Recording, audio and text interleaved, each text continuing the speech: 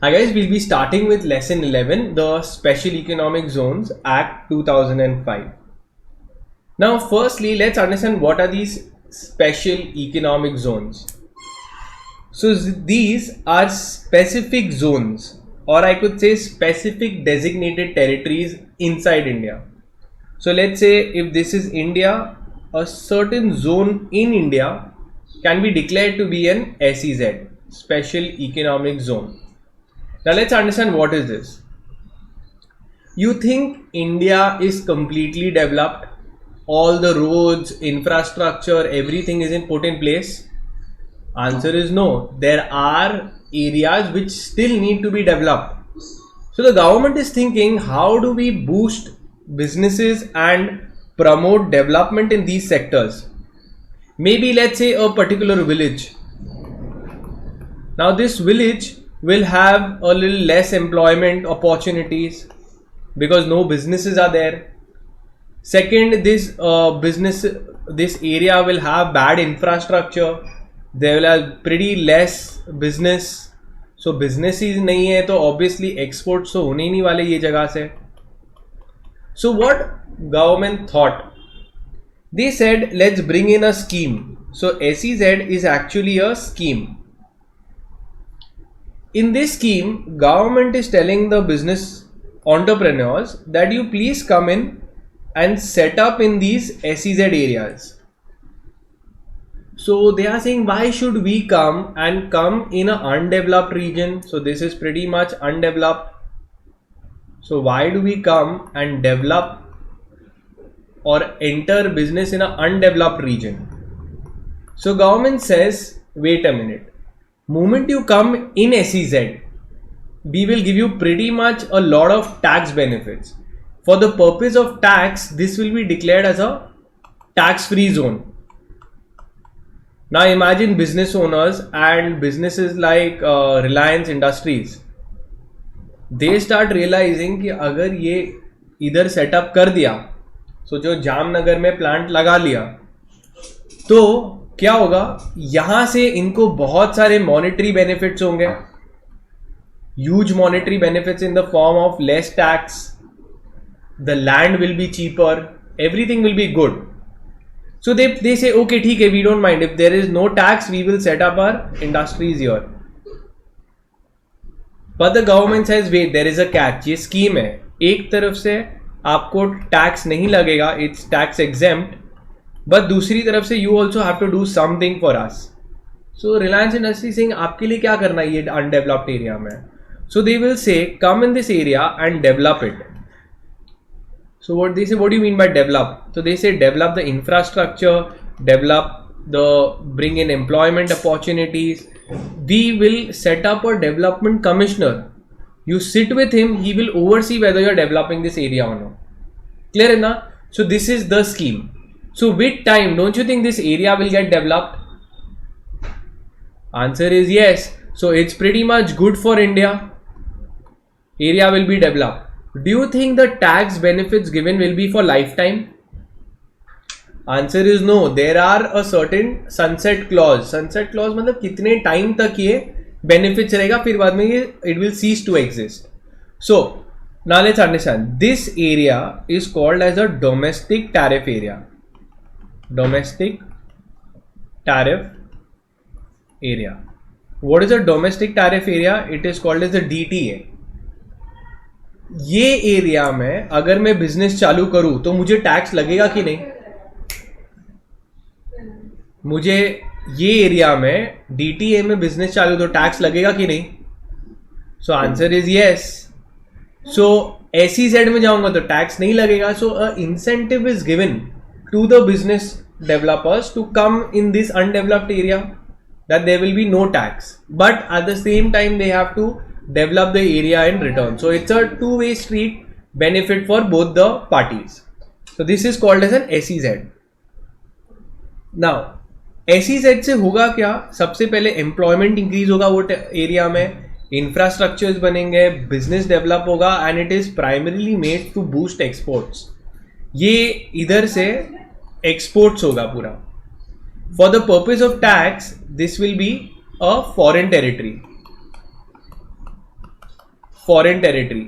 मतलब क्या, अगर गुड्स लेट्स से यहाँ से DTA से SEZ में आ रहा है, so it will be treated as an import, और sorry it will be treated as an export.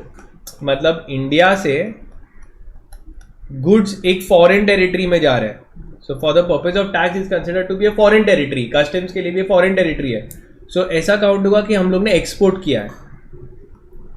वैसे ही SEZ से अगर DTA में गुड्स आ रहे हैं तो it will be considered to be import. इसके कैलकुलेशंस का फर्क आते हैं जब तुम अपना कस्टम ड्यूटी कैलकुलेट करते हो तब आएगा। अभी फिलहाल हम लोग खाली समझ रहे हैं कि what is a SEZ। So SEZ is a certain zone which has been declared by the government where there will be tax free, and for the purpose of tax it will be considered to be a foreign territory. So let's understand first the meaning. What is SEZ? So SEZ are growth engines that can boost manufacturing, augment exports and generate employment.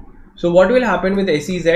हमको पता है कि undeveloped area है, but एक इसको अगर हम लोग SEZ डिक्लेयर कर दे तो सीधा इसका रेट्स ऊपर जाएगा।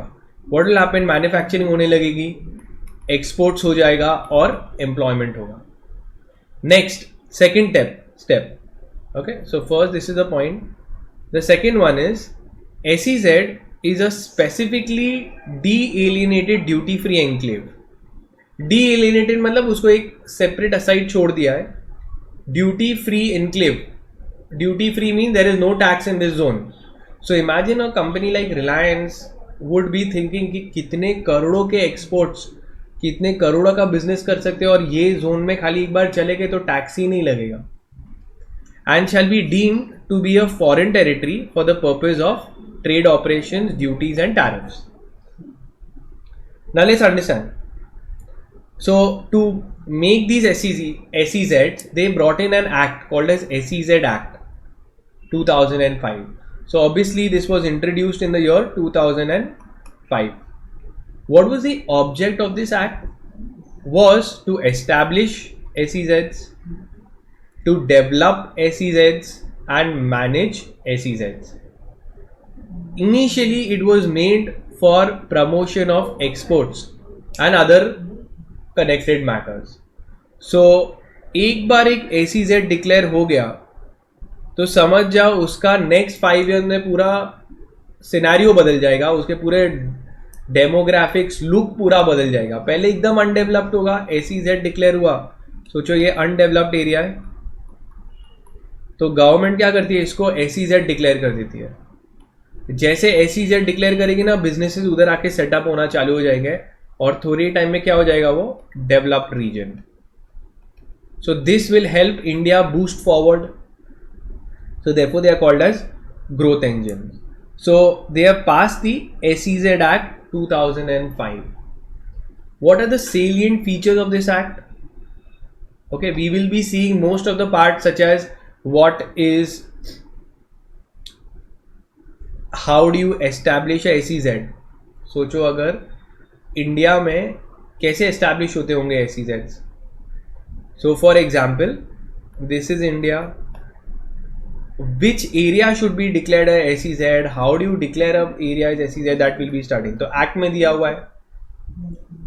Not only that, even foreign offshore banking units, IFFC, that is the International Financial Service Centers, can be set up in SEZs. It is a fiscal regime for developers. All of this we'll be seeing. Just keep it as just read for now. As we do the chapter, you'll understand much further. एक single window clearance मिलता है, वो भी समझेंगे क्या है. You can mark it as important. You can establish certain authorities and so on. Now definition we'll be seeing. What all it is. Very simple. सबसे important, what is a SEZ? अब तक के you should be clear what is a SEZ and which act regulates SEZs. So SEZ is a, this you have to write, okay? So meaning is a specifically delineated duty free enclave. and shall be deemed to be a foreign territory for the purpose of trade, duties and tariffs. Tell me one thing, क्या हम लोग tax एक foreign territory में collect कर सकते हैं? अगर business foreign territory में हो रहा है, can we collect tax? Answer is no. तो सेम वे अगर SEZ में बिजनेस हो रहा है तो it's considered to be a foreign territory, India can't touch it. ठीक है, so it's good to be in a SEZ area. Now coming कि SEZ बनता कैसे है, कैसे सेटअप होता है, who sets it up. So mark करो ये section as important. That is your section 3. So section 3 just introductory part, आगे आएगा section 3. Establishment of SEZs. So obviously the central government or the state government or any other person may set up or establish an SEZ. So the government, whether it be center or state, can establish special economic zones. अब imagine any person, for example, I identify an area. मैं realize कर रहा हूँ कि नवी मुंबई, अभी सोचो Navi Mumbai develop नहीं था थोड़े टाइम पहले, मैंने आइडेंटिफाई किया नवी मुंबई को. मैं बोल रहा हूँ यार नवी मुंबई में बहुत स्ट्रॉन्ग पोटेंशियल है, अनडेवलप्ड है, उधर जाऊँगा तो पूरा ग्रोथ इंजन पूरा बूस्ट हो जाएगा वहाँ पे. सो मैं एक एंटरप्रेन्योर हूँ, मैं गवर्नमेंट को बोलता हूँ मैं डेवलप करूँगा उसको, मैं हो जाता हूँ एक developer.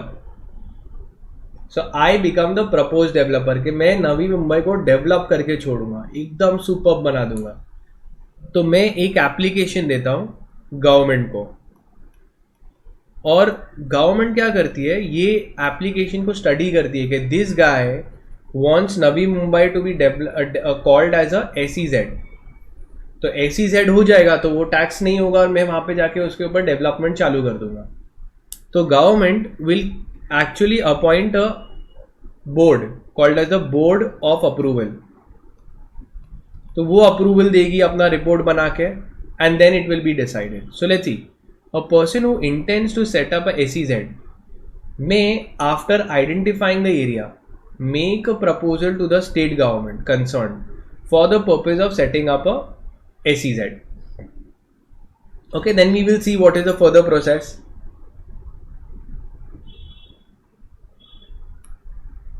Establishment of approval and authorization to operate a SEZ. So SEZ Acts requires the developer to submit, after the grant of the approval letter, the exact particulars of the identified area to the central government. So let's say there was this developer. This developer has firstly identified an area.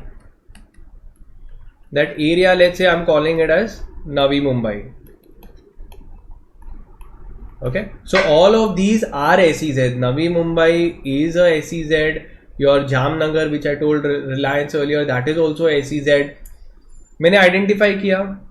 Then I will give my application to the government कि I want, please declare, application to government to declare the area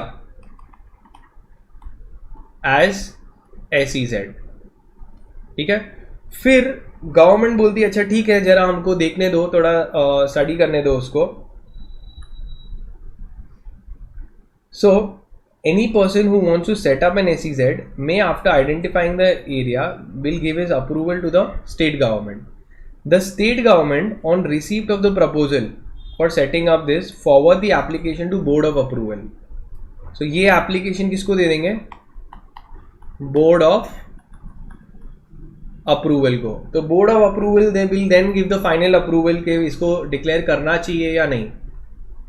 The board of approval may, after receipt of the proposal, either approve or modify or reject, okay, the proposal.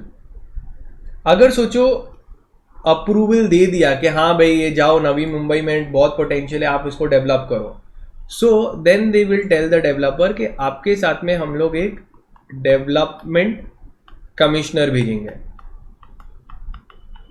तो मैं बोल रहा हूँ ये development commissioner कौन है, ये मैं था. Okay, he is the developer, I am ready to develop that area. एक बार सब सेट हो गया प्रोसेस, ओके, देन एक डेवलपमेंट कमिश्नर को भेजेंगे. डेवलपमेंट कमिश्नर कौन है? He is there and he will look कि मैं डेवलप कर रहा हूं या नहीं. तो ही विल कम एंड सी के ऐसा नहीं कि मैं नवी मुंबई में चले जाऊं और फिर डेवलप ही ना करूं नवी मुंबई को. तो कोई तो होगा जो सुपरवाइज करेगा, गाइड करेगा एंटरप्रेन्योर्स को. गवर्नमेंट क्या करती है? Government is also very pretty much smart. They say phase 1 में हमको रोड चाहिए, फेज 2 में मेरे को वहाँ पे स्कूल चाहिए, फेज 3 में हॉस्पिटल चाहिए, फेज 4 में ये चाहिए, फेज 5 में ये पानी का सप्लाई चाहिए. तो ऐसे फेजेस से डिमांड करती है. तो ये डेवलपमेंट कमिश्नर इसको ओवरसी करेगा. समझ में आया? तो आगे आएगा. आई told you the basic procedure. ना गाइडलाइंस फॉर नोटिफाइंग एसीजेड. तो मुझे बोलो, साउथ बॉम्बे को साउथ मुंबई डिक्लेयर करेंगे एसीजेड? साउथ बॉम्बे को बोलेंगे अरे ये ऑलरेडी डेवलप जोन में है, इसको थोड़ी डिक्लेयर कर सकते हैं ACZ.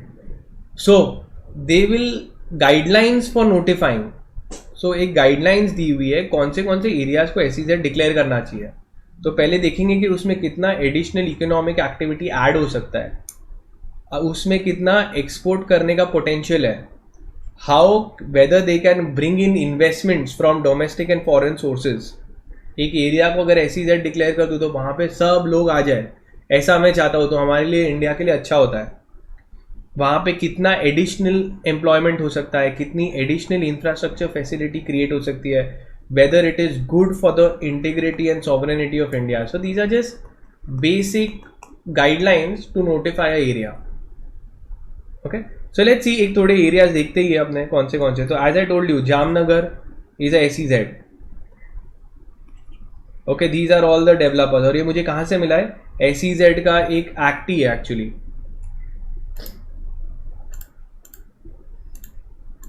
So there is a SEZ Zones Act. It comes under the Ministry of Commerce.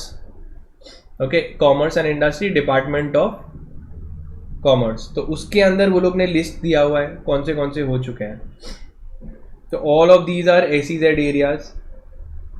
So let's see Mumbai में कौन से हैं. सो काफ़ी सारे हीरानंदानी और वो लोग सब ऐसे एसीजेड डिक्लेयर हो जाता है वो, फिर बाद में वो लोग डेवलप करने जाते हैं. Let's see if we can find some. Aarey milk colony मिला ये यहाँ पे, Royal Palms India Private Limited. तो आरए मिल्क कॉलोनी में भी एक एसीजेड डिक्लेयर हुआ है.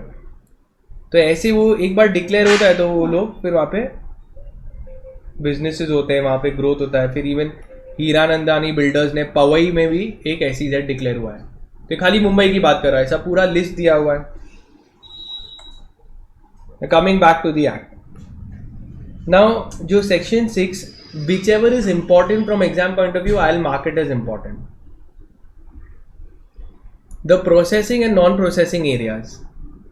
अभी गवर्नमेंट, सेंट्रल गवर्नमेंट अगर एसीजेड डिक्लेयर किया तो वो लोग बताएंगे भी थोड़े कौन से एरियाज. सोचो अगर ये पूरा ही एसीजेड है, सो इसके अंदर वो लोग बोल सकते हैं कि इधर प्रोसेसिंग होगा, इधर प्रोसेसिंग नहीं होना चाहिए, और इधर वेयर हाउसिंग होगा.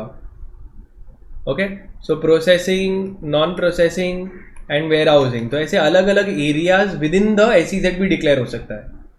सो empowers the central government to demarcate areas falling within the SEZ as processing area or something which is exclusively for trading or warehousing के लिए, or certain areas as non warehousing areas.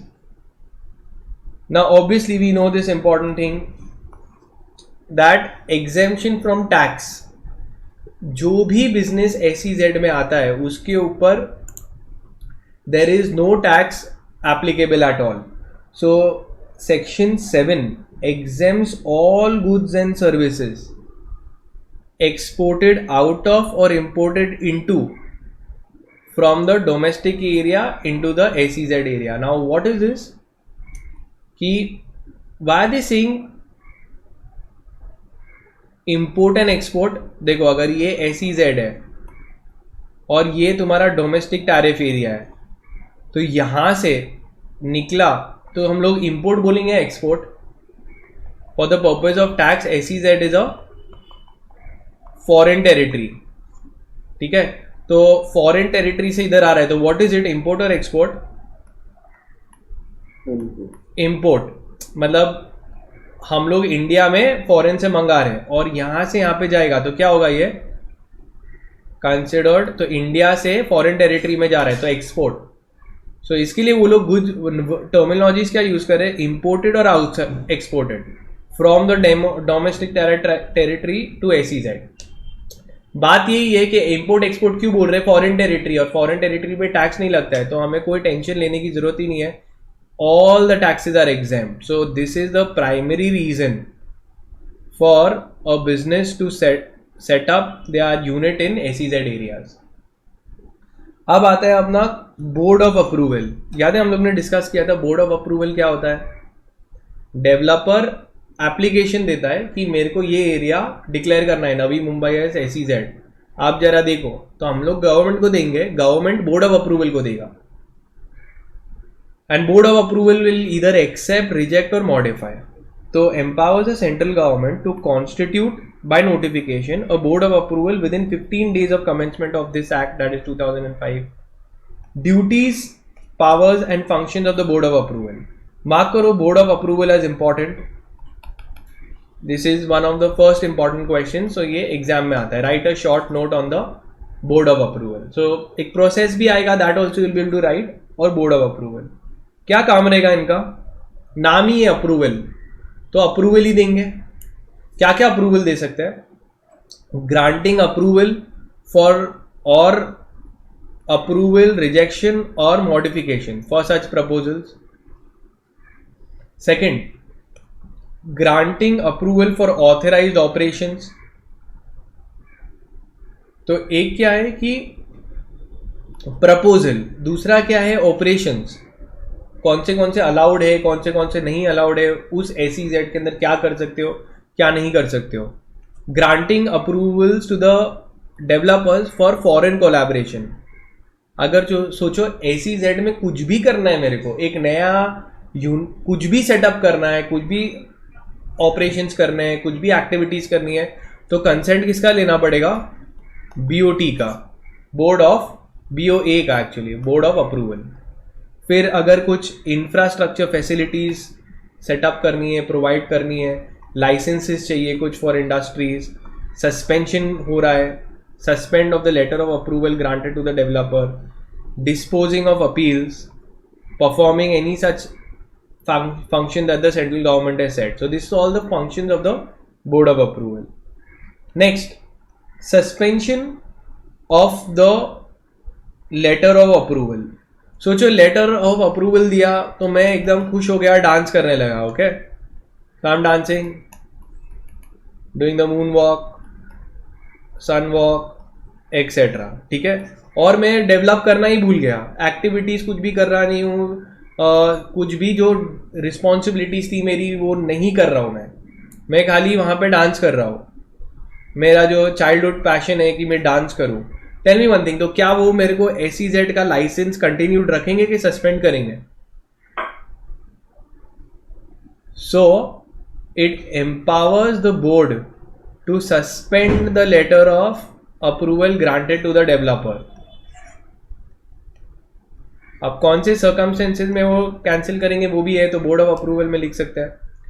When the developer is unable to discharge the functions that were required to be perform, the developer has persistently defaulted, घड़ी घड़ी default कर रहा है, the developer has violated the terms and conditions of the letter, the financial position of the developer is that he will be unable to discharge the duties. So in all such cases his license will be suspended. Next, development commissioner. क्या था, पहले developer होता है, developer could be a person like Hiranandani, Mukesh Ambani, who will give a application to the government कि मैं SEZ, ये area को आप SEZ डिक्लेयर करो, मैं डेवलप करता हूँ. तो गवर्नमेंट फिर एक बोर्ड ऑफ अप्रूवल को अपॉइंट करती है। बोर्ड ऑफ अप्रूवल आके देखेगी कि उस एरिया को SEZ डिक्लेयर करना चाहिए या नहीं। बोर्ड ऑफ अप्रूवल एक बार अप्रूवल दे दिया तो किसको अपॉइंट करेंगे तुम्हारे साथ में आने के लिए? DC को। ओके, DC रहेगा, वो ऑफिसर तुम्हारे साथ में ही घूमेगा और वो चेक करेगा कि तुम अपना काम बराबर कर रहे हो या नहीं। क्लियर इतना? सो let's C. Now this is another important question. It can come in the exam. So this is exam question. Who is a development commissioner? What are his functions? So section 11 empowers the central government to appoint development commissioners for one or more SEZs. Functions of the development commissioner is given in section 12. Okay, so very simple functions. He should ensure कि बराबर हो, वो SEZ develop होना चाहिए. So he will guide the entrepreneurs. He will take suitable steps for effective promotion of exports. He will ensure proper coordination between the government and the various agencies. He will monitor the performance of the developer and the SEZ unit. He will discharge such other functions as given to him, okay, delegated by him by the government or the board of approval. Next, एक approval committee बनाई है. एक board of approval हो गया और board of approval के ऊपर एक रखा है अप्रूवल कमेटी. तो सोचो एक बोर्ड ऑफ अप्रूवल था. What if board of approval rejected your application? जैसे नहीं मान कुछ भी नहीं, हमको ये तो थाने तो बहुत अच्छे से डेवलप्ड है, थाने भी आ चुका है SEZ में, थाने डेवलप्ड है, इसको थोड़ी डेवलप करने की जरूरत है. एंड यू फील कि there is potential, it has a proper growth engine, it should be declare as a SEZ. So you can go in appeal where कोई बॉडी होनी चाहिए called as your approval committee. तो almost same function है board of approval, but only thing is this is the supervisory और the appellate authority. So let's read. empowers the central government to also constitute for a committee for every SEZ. तो हर SEZ के लिए approval committee बनेगी called as the approval committee. अभी approval committee क्या करती है? जब तुमको फंक्शन के अंदर हर SEZ के लिए, तो सोचो यहाँ पे वो लोग ने दिया है हीरानंदानी SEZ, तो उसके लिए एक अलग से कमेटी बनाई है और तुमको कुछ भी फंक्शन करना है वहां पे तो ये कमेटी को पूछना चाहिए. So every approval committee has to discharge the following functions. So approve the import of the goods, approve the services, whether it can be coming in from the DTA to SEZ or vice versa, similar functions. Okay, monitor the work in the SEZ, approve, modify or reject proposals for setting up, allow on receipt of whether a foreign collaboration should be allowed, FDI should be allowed in that area, monitor and supervise the compliance, okay, and perform such other functions as may be entrusted. So pretty much the same function, but her SEZ के लिए एक अलग से committee बनेगी. So coming to setting up of SEZ, mark करो most important from exam. You also need to remember the section 15. क्या है ये? तो पूरा जो प्रोसेस बोला वही रिपीट होगा अभी. So let's see. Any person who intends to set up an SEZ to do certain authorized operations in a SEZ will submit his proposal to the development commissioner. The development commissioner will place the proposal before the approval committee for its approval. The approval committee may approve the proposal with or without modification. They will give a reasonable opportunity of being heard if it's being cancelled or anything. The development commissioner may, after the approval, grant a letter of approval to the person for setting up a unit and undertake in the unit such operations which the development commissioner may authorize. Okay, so what is this setting up of a unit? तो सोचो एक SEZ है, special economic zone, इसके अंदर तुमको एक unit setup करना है. तो यूनिट के लिए तुमको एक और यूनिट सेटअप करना है.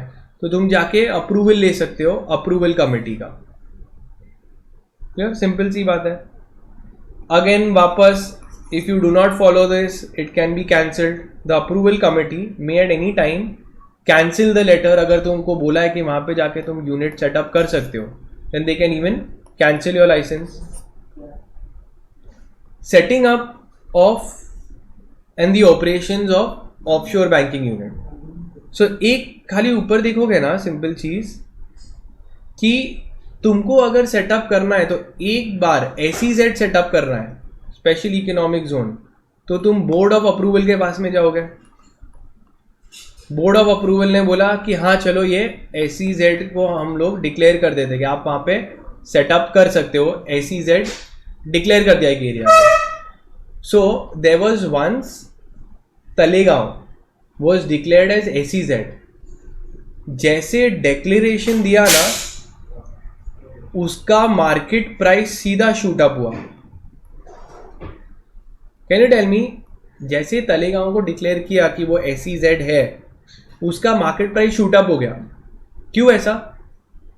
क्योंकि थोड़े ही साल में पूरा उसका नक्शा बदल जाएगा, उसके डायनेमिक्स पूरे चेंज हो जाएंगे, डेवलप्ड एरिया हो जाएगा वो। ओके ना, SEZ में अगर यूनिट सेटअप करने हैं, इसके अंदर काफ़ी बड़ा एरिया होता है, नवी मुंबई, उसके अंदर तुमको यूनिट सेटअप करने हैं, तो तुम एक अप्रूवल लेना पड़ेगा from the approval committee. Cancel भी कर सकते हैं if it do not follow the guidelines. Next is a setting up of offshore banking unit. Very very simple. Offshore banking unit and an international financial service centers are pretty much connected. So let's understand what it is. Okay, market is important. Very simple concept. पहले ये समझेंगे what is a international financial service center, and then you will come to know what is a offshore banking unit. So firstly एक SEZ है। अब ये सोचो पूरा SEZ है। अब ये SEZ के अंदर they can declare a area to be a international financial service centre. क्या होगा? Declare that you can set up a international financial service centre in that area. Now क्या होता है ये international financial service centre? I tell you, but पहले पढ़ते हैं। Who has the power? The central government, section 18 empowers the central government to approve the setting up of an IFSC in a SEZ and to specify the requirements। अब ये जो है इसका किसका approval रहेगा? सारे ही अथॉरिटीज का अप्रूवल चाहिए रहेगा। The central government may subject the guidelines as may be framed by RBI, by SEBI, by IRDA and by such other authorities as it deems fit for setting up and operating a IFFC। अब ये IFFC है क्या समझते हैं। ये international financial centre क्या होता है? It will be set up in a country. So let's say it is set up in India. India में सेटअप है ये IFSC। It will cater to the people of other than India. So it will cater, इनके जो clients होंगे, जो customers होंगे, it will be foreigners. Okay, इसके लिए क्या बोलते हैं इसको? International financial service centre. तो it is setup in India, तो इंडिया में सेटअप है और वो पूरी दुनिया के कस्टमर्स को देगा, नॉट इंडियंस। तो क्वेश्चन है ऐसा क्यों? कभी कभार मुझे बताओ, इंडियंस दूसरे कंट्रीज में इन्वेस्ट करते कि नहीं? Do Indians invest and park their money in other countries? Yes और no? Yes. Which all places do they invest? They invest in places like Cayman Islands. They'll invest in places like Swiss Bank. क्या हम लोग Switzerland के लोग हैं क्या? Panama, वो सारे कंट्रीज में जाके सेटअप करने का। तो जैसे हम लोग वहां पे जाते हैं और पनामा में एक सेटअप होगा जो अदर देन पनामा फॉरेनर्स को वहां पे वो लोग रख रहे, शेल्टर दे रहे हैं, वैसे इंडिया में भी सेटअप हो सकता है। आईएफएफसी गुजरात में सेटअप हुआ था फर्स्ट, तो ये एक रहेगा आईएफएफसी। इसके अंदर काफी सारे यूनिट सेटअप होंगे, लाइक बैंक्स भी सेटअप हो सकती है, फॉरेन बैंक्स जिसमें फॉरेनर्स का पैसा होगा। बस अब ये क्या पर्पस है, सिंपल सा एक ही पर्पस होता है। Tell me one thing, if all my money is in one bank, am I safe? No. So keeping all your eggs in one basket is not safe. Same way अगर तुम HNIs के बारे में सोचोगे ना, super duper rich लोगों के बारे में, वो लोग बोलते कोई एक ही कंट्री में सारा पैसा नहीं रखना चाहिए। कल उठ के कंट्री डूब गई ना तो अपना सब पैसा अटक जाएगा। Those who have lot of money, they think about how we think about banks. They think about countries. थोड़ा ये कंट्री में डालो, थोड़ा वो कंट्री में डालो। तो वैसे ही IFFC all over the world setup होता है। तो जनरली पनामा में इन्वेस्टमेंट आता है फॉरेनर्स का, तो वो लोग एनकरेज करते हैं भाई आने दो, पैसा आ रहा है, दिस विल ओनली फॉरेनर्स का पैसा रखा जाएगा। समझ में आया? तो सेंट्रल गवर्नमेंट कैन सेटअप, और ये लोग एसईजेड एरियाज में भी सेटअप हो सकते हैं। तो सेटअप भी होंगे तो टैक्स भी नहीं लगेगा। ठीक है, अब इसके अंदर आईएफएफसी के अंदर you can even setup a offshore banking unit. तो एक बैंकिंग यूनिट सेटअप होगा which will cater to offshore clients. It's a banking unit that will cater to offshore clients, that is foreigners, not Indians. So section तो meaning नहीं दिया यहाँ पे, but खाली बोला है कि सेटअप हो सकता है इन SEZ areas. So section 17 with the setting up and operations of offshore banking units provide an application for setting up and operating a offshore banking unit in a SEZ. अब obviously foreign से आ रहा है तो regulator कौन है? It will always be RBI, and RBI will set up and give specify conditions and grant permissions to set up offshore banking units in SEZ areas. So what do you mean by offshore banking unit? It means a branch of a bank located in a SEZ which has obtained permission under section 23. Okay, then and 23 of some of the Banking Regulation Act. Okay, so let's see after that. The next is the government also has a right, agar SEZ ke andar they have a power to investigate, inspect, search and seize. So section 22 empowers the agency or any of the officers with the prior intimation of Development Commissioner to carry out investigation, search, seizure. Okay, if it has reasons to believe that there is likelihood that a offense has been committed in the SEZ. Designated courts, तो लोग ने ऐसा भी सोचा है, they have already foreseen कि हम लोग ऐसे designated courts बनाएंगे। SEZ में जो भी disputes होंगे it will go to designated ऐसे specific courts, और वहाँ से अपील में जाएगा तो it will go to high court. So see, the Section 23 empowers the state government in which SEZ is situated to designate one or more courts of civil nature to try offences under SEZ. If you are aggrieved by the order of the SEZ, you can go and appeal to the High Court within 60 days from the date of communication of the order. अब ये timeline कितना दिया है high court के पास जाने के लिए? 60 days. अगर डिले हो गया you could not go, but if you were prevented by a sufficient cause, so you will get a extension and extra time can be given. Offenses by companies, तो companies है तो किसको पकड़ेंगे? Always the person who was in charge or the officer in default, okay, will be caught. Then comes identity card, very simple. So एक गुजरात में भी था, तो एक SEZ डिक्लेयर्ड था, तो उसके अंदर जो एंटरप्रेन्योर है उसको एक आइडेंटिटी कार्ड मिलेगा.